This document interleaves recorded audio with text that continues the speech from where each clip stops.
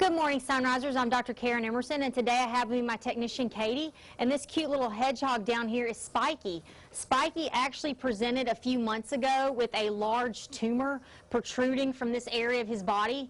We did have to put Spiky under anesthesia in order for me to do a proper exam because of the fact that, you see them ball up. This is one of their defense mechanisms out in the wild. They'll actually ball up and make themselves look bigger and prick you. This is not extremely painful or anything. It's just like a little prick, but they actually prefer to be in contact with human skin. So the owners noticed that Spiky had lost weight, not eating good, just really lethargic, not wanting to play, and we put him under anesthesia and we discovered he had a very enlarged tumor on his testicle. Now it was very, very infected. So what we did first is I actually prescribed Spiky with medications, an antibiotic actually. We sent him home for about 10 days on this antibiotic to allow the infection to subside so I could do a neuter on this hedgehog.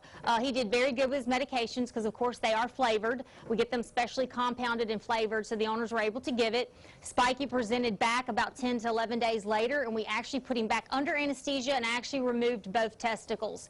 If the owners wouldn't have noticed this testicular tumor or it wasn't removed when we did, Spiky would have probably only lived another couple days. He was that sick. And one of the things I want to really to get out to the audience is the fact that exotic animals hide their illnesses. It is something natural, and I'm talking about rabbits, guinea pigs, hedgehogs, snakes, lizards.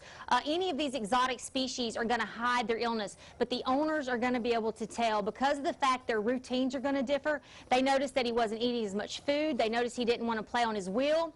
There was just so many things leading up, and then they finally saw the tumor. He was actually actively bleeding somewhat, and we took care of the issue. I recommend early spay and neuter for hedgehogs just like I do in rabbits and guinea pigs to avoid having to get to that point where they get so sick and almost die and then having to do the procedure. The owners didn't even know that hedgehogs could be neutered. So if you have an exotic pet, a hedgehog, a guinea pig, rabbit, anything like that, it is so important to get that education you need on it, to find out if they need to be spay or neutered, and to get that good health exam. And I promise your pets will thank you. I hope you have a great rest of your week. WCBI Animal Health with Dr. Emerson was brought to you by Emerson Animal Hospital in West Point.